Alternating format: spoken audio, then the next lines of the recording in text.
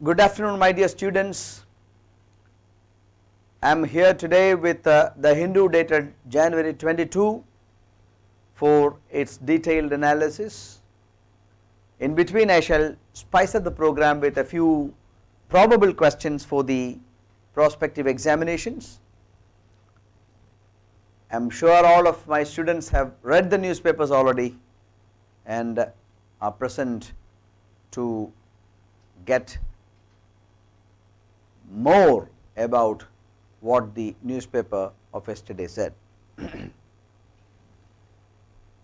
I request all my viewers to subscribe to our social media platforms, our YouTube channel. I request my students to post their positive comments against the program in the YouTube channel. That will be a great inspiration to all of us. So, we shall start discussing the newspaper dated January 22. Decision on Rajiv case convict soon, says the Supreme Court was told. Joe Biden begins dismantling Trump legacy. 5 died in Serum Institute fire, vaccine facility safe. These occupy the front page of the Hindu dated January 12. We shall move one by one. The first question is given to you. Which article of the Indian Constitution says that the governor of a state shall have the power to grant pardons, reprieves, respites or remissions of punishment, or to suspend, remit or commute the sentence of any person convicted of any offence against any law relating to a matter to which the executive power of the state extends? Which article confers the governor of a state to pardon a person convicted of an offence?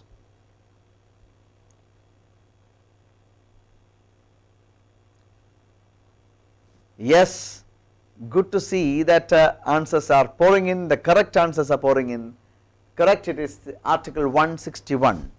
Article 161 of the Indian Constitution confers the governor of the state to pardon anybody who is convicted of an offence. In the instant case, the Tamil Nadu governor is supposed to execute his power under Article 161 of the Constitution and grant pardon to 7 people who are accused in the Rajiv Gandhi assassination case. In this particular case, these people have been languishing in the jail for more than 27 years. Tamil Nadu government recommended to the governor to pardon these people, but governor has not used his powers granted under Article 161 so far, and this was criticized. A few months back, the Supreme Court had asked and clearly said that the governor is supposed to use his authority under Article 161, but he is yet to invoke Article 161 and pardon the 7 accused or convicted people, not accused, convicted people. One among them, Perarivalan, he has also been languishing in the jails for the past 27 years. In fact, this person did not know who Rajiv Gandhi was. He just became a part of the group, and for a crime that he didn't do, a crime that he had no idea that was going to happen, a person had to be in the jail for 27 years, and a constitutional functionary is not using the power vested with him, and that is what is being severely criticized in the media as well as in the public domain. So, Article 161 is our answer.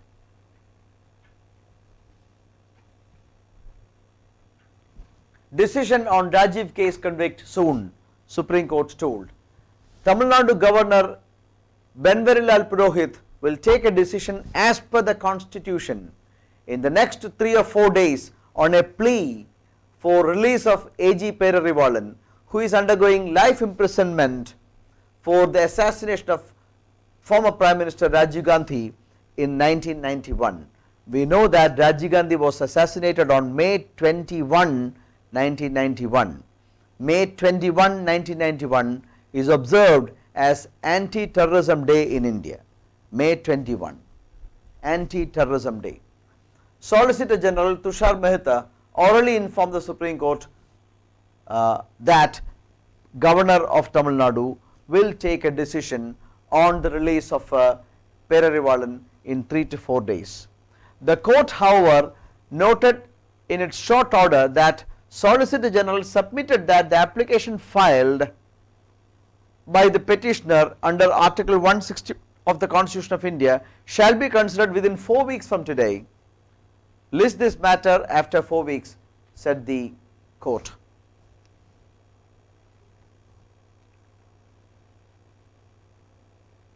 Okay, so look, Tamil Nadu Governor on September 9, 2018 decided to recommend to the Governor the release of all the 7 convicts, and the Governor had been sitting on the file for long time now.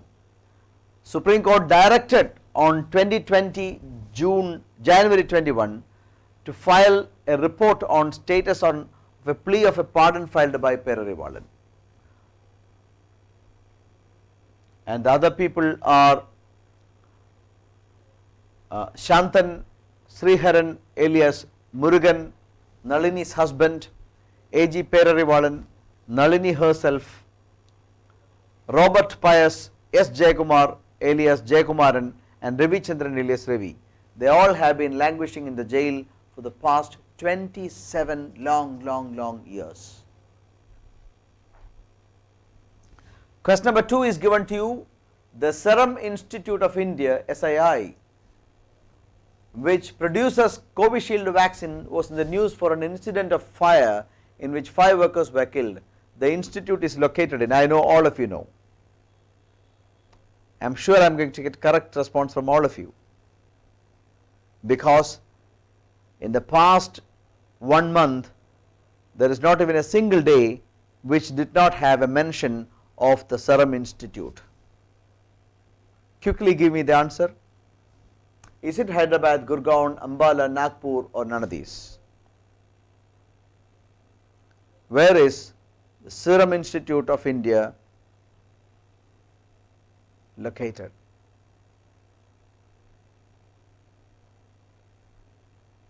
Give me the answer. Yes, the answer is the 5th option. Serum Institute is in Pune. It is in Pune. Serum Institute is located in Pune. It is Bharat Biotech which is in Hyderabad. It is Bharat Biotech which is in Hyderabad. Amrita, please note, and Aishwarya, please note, it is Bharat Biotech which is in Hyderabad, and Serum Institute is in Pune. It is not in Hyderabad, it is in Pune. Okay, very important. Serum Institute is in the limelight for producing and selling Covishield, its corona vaccine, to the globe, to the entire world. So, very important, very important. 5 die in Serum Institute fire, vaccine facility safe. The victims were contractual laborers. 5 persons were killed in a fire that broke out on the 5th floor of the under construction building of vaccine manufacturing major Serum Institute of India, SII Pune. The deceased were contractual laborers. It was a shocking incident. The institute was the cynosure of all eyes for being a producer of vaccine for the world. Serum Institute has been producing Covishield, its COVID vaccine, in association with Oxford University. This particular vaccine was developed by Oxford University and is manufactured in the Serum Institute facility in Pune. American healing. This is the Hindu editorial. After one of the most contentious elections and presidential transitions in recent history, it was a relatively scaled back inauguration ceremony that finally placed the 46th President of the United States, Joe Biden, in the Oval Office. Yes, it was a very much curtailed ceremony. Thanks to two reasons, the inauguration ceremony was a limited one. One was, of course, the COVID pandemic. The other was security reasons. We know that hardly 2 weeks ago, the then US President Donald Trump supporters rushed into the Capitol Hills and damaged properties, and which resulted in the death of 5 people, including a few police personnel. So this was unheard of in United States history, but that is what exactly happened, and for these two reasons it was a very much a restricted ceremony. The devastating human and economic toll of COVID-19 pandemic, combined with deep partisan rancor and bitter aftertaste of Capitol building attack early this month, meant that inauguration day was a less flamboyant extravaganza than a quiet celebration of multicultural America reasserting itself. Beautifully written editorial. This could have been no greater symbol of that assertion that swearing in of Kamala Harris, his running mate of Indian and African descent, as Vice President, the first woman ever to hold that position. Biden's predecessor, Donald Trump, chose not to attend the event, making him only the 4th president to do so. So, Donald Trump was only the 4th president not to participate in the inauguration ceremony of his successor.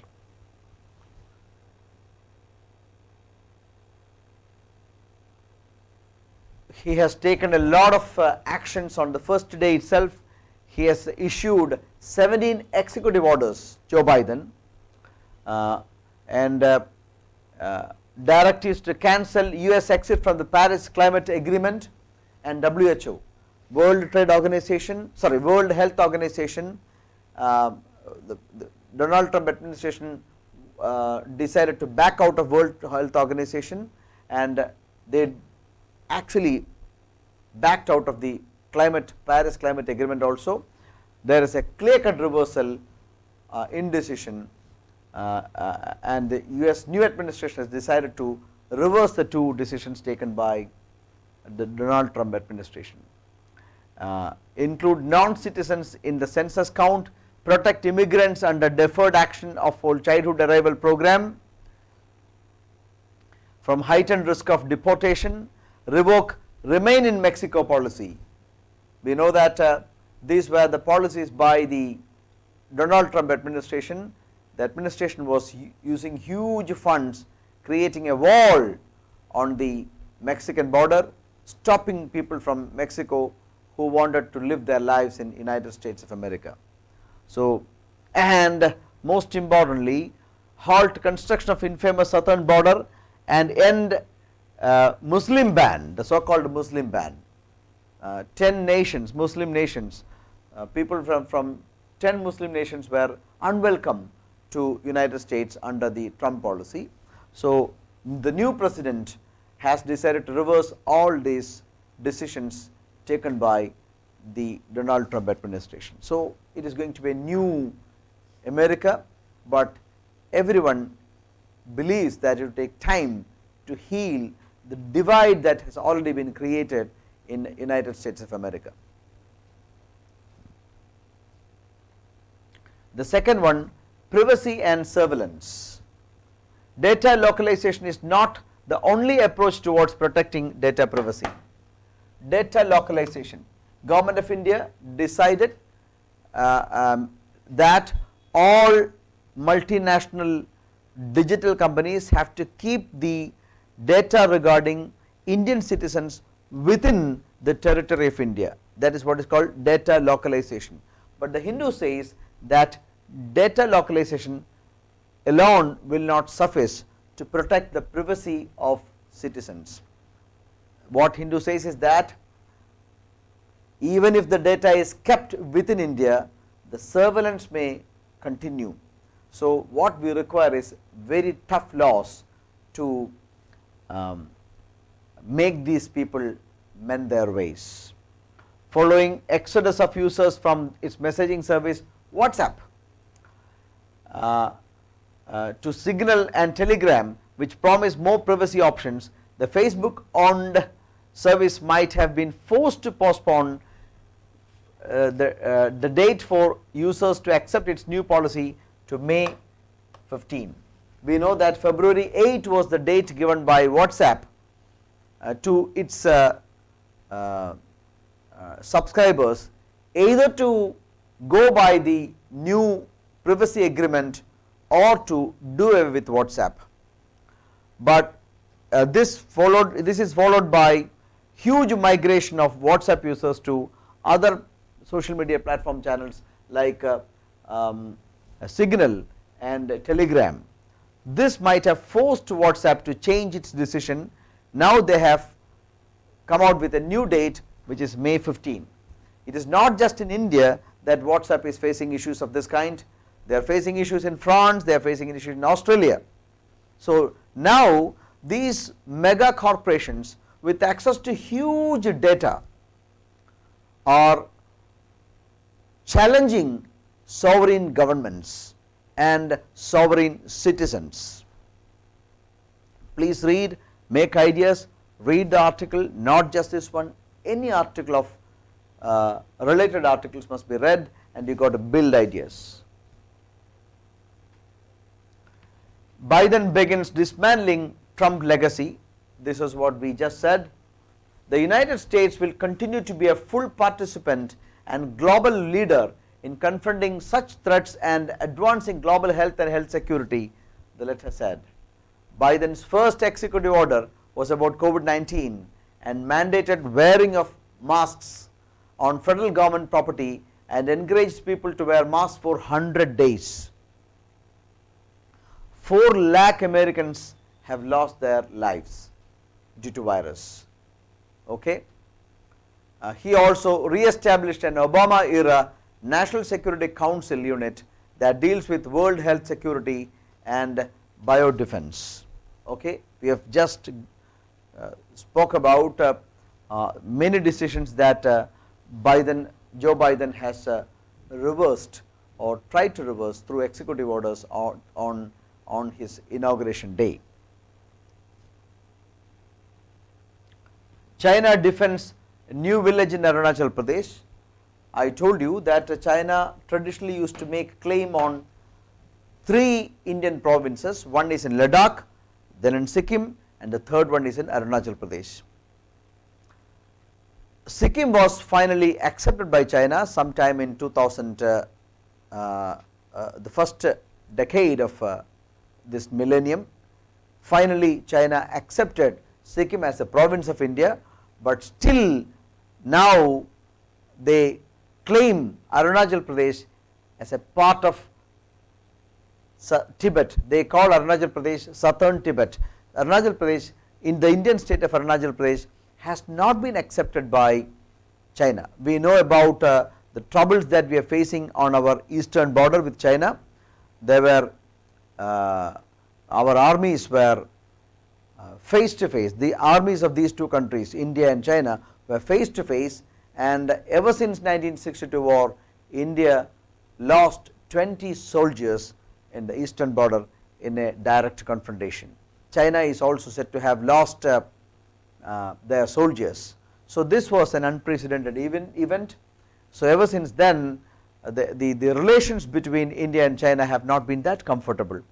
Now the news is emanating, which says that between 2019 and 2020, China constructed a village in Arunachal Pradesh, or the border of Arunachal Pradesh.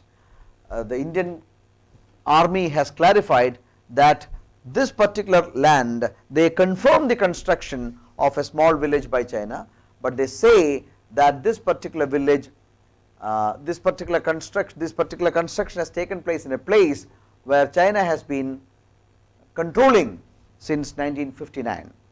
So it is not a new encroachment, rather this is an area which China has been keeping under its control since 1959, but India claims that particular portion to be that of ours.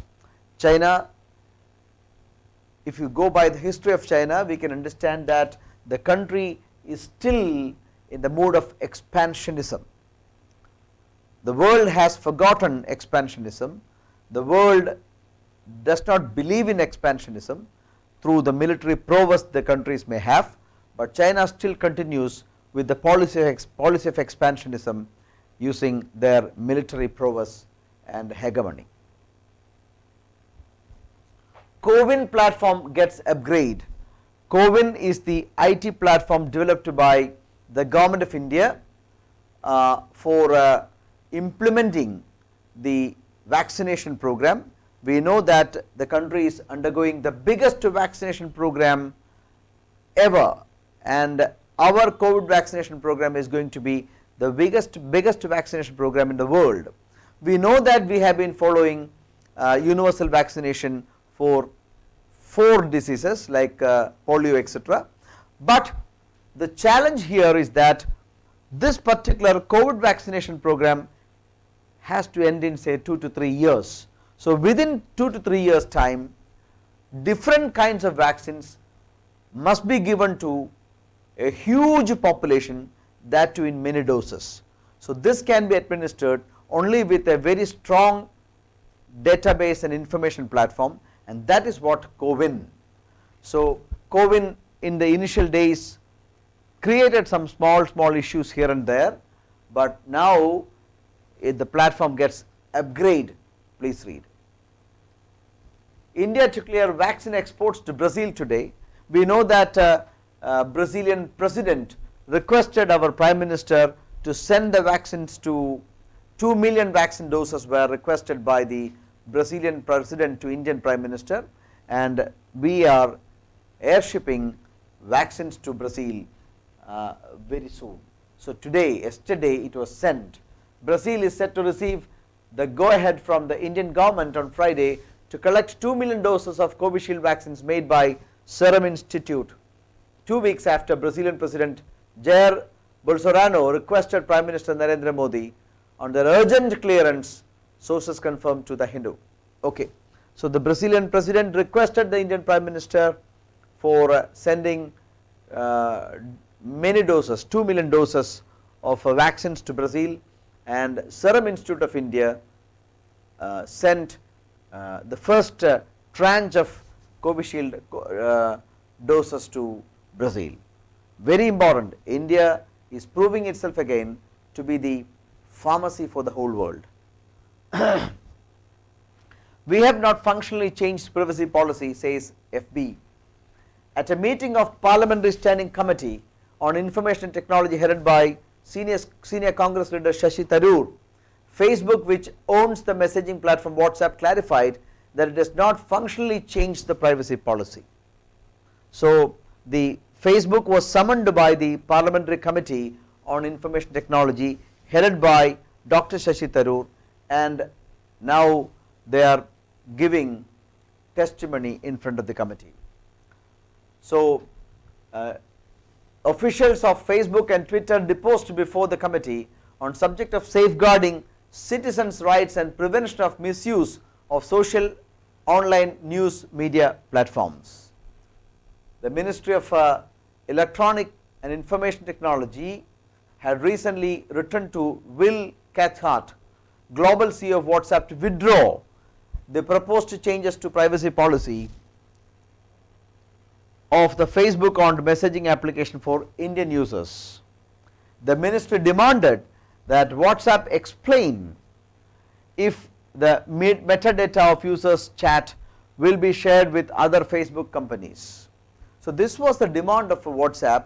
If you subscribe to the new, if you agree to the new privacy policy, then the company gets the right to use data regarding us and share it with the Facebook company, the parent company, which they may use for marketing purposes. Anyway, this is definitely a clear-cut infringement upon privacy of citizens. GDP within striking distance of growth.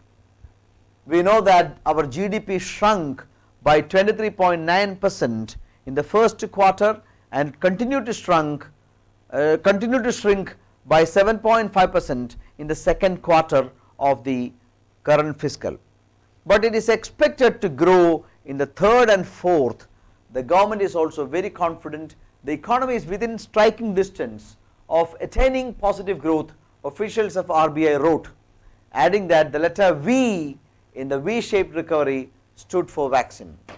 So a few days ago, our finance minister said that economy is poised to make a V-shaped growth, meaning post-COVID, it declined like anything after COVID because of the shutdown, and now the economy is in the recovery path. So what will 2021 look like? The shape of recovery will be V-shaped after all, and V stands for vaccine, wrote the authors of an article of State of Economy in the RBI in its January bulletin. Okay, let us hope that Indian economy gets back to normalcy and even grow to greater heights, so that government plans remain on track. The fourth question is given to you. The Bombay Stock Exchange Sensex has for the first time in its history touched dash mark.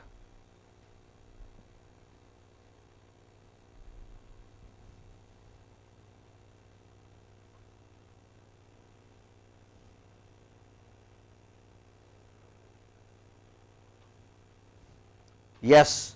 What is the answer?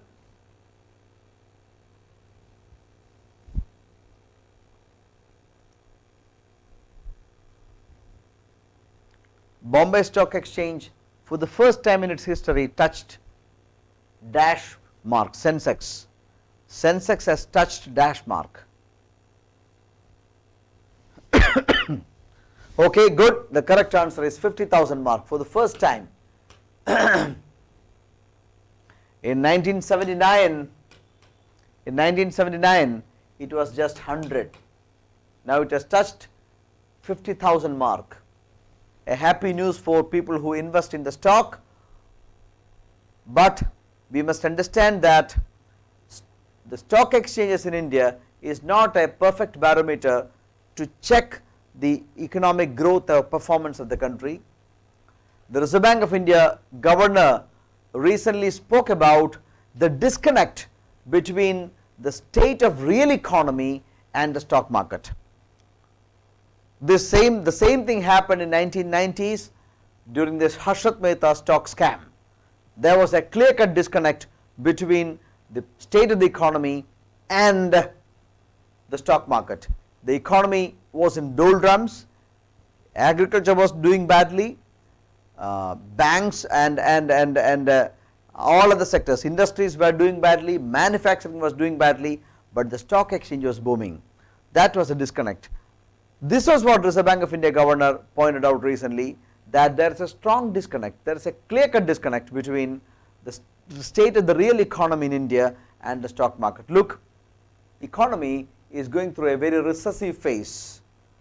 23.9% contraction in the first quarter, 7.5% contraction in the second quarter, and economy is ailing, but through the other side, money starts chasing the stock market and the stock market is booming. This is a clear-cut disconnect. So he said, governor said that stretched valuations of financial assets poses threat and risks to financial stability. So valuations are getting stretched to imaginary levels, and that is not good for our financial stability. So our answer is 50,000. Sensex slips on profit booking after climbing past 50,000 mark. So it touched 50,000, later on at the end of the day it climbed down to less than 50,000 mark. So this was a historic day for Bombay Stock Exchange. For the first time in its history it closed 50,000 mark. Okay, I have briefly gave you some ideas about the stock market, so I am proceeding. The third question is given, name the airport in India which is not controlled by Adani Enterprises Limited. Name the airport in India that is not controlled by the Adani Enterprises Limited. Is it Cochin, Lucknow, Ahmedabad, Jaipur, Guwahati, Thiruvananthapuram, Mangaluru, Vizag? Is it that all the airports are controlled, above airports are controlled by Adani Group, or is it D alone, F only, and F and H only, or B and G only? Give me the answer.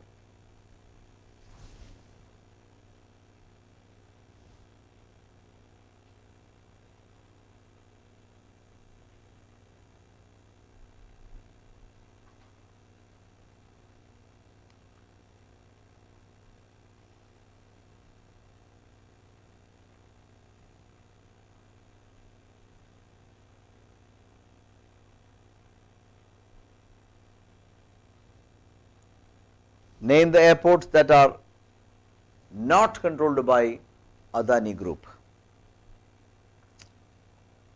I am waiting, I shall wait for a few more seconds.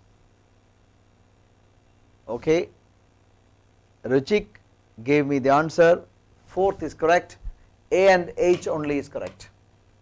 Kochi is not controlled by Adani Group, Vizag is not controlled by Adani Group. So all other airports, Lucknow, Ahmedabad, Thiruvananthapuram, Guwahati and Jaipur and Mangaluru are controlled by the Adani Group. The central government has done away with a cap on number of airports that a single entity can bid for. There was a control, there was a cap on the number of airports that one group or one entity can control, but that cap is lifted by the central government, which paved the way for Adani Group taking over 6 airports. Look, almost every port in India's eastern coast, seaport in India's eastern coast are also controlled by Adani Group. So a kind of a monopoly is developing as regards logistics is concerned. Government defense decision that led to Adani's bagging 6 act that these 6 airports are smaller in size, handling only 9.5% of passenger traffic, whereas Delhi and Mumbai account for 45%. Okay, once a decision is taken, then it is all about defending the decision. That is what the government has done, but giving strategic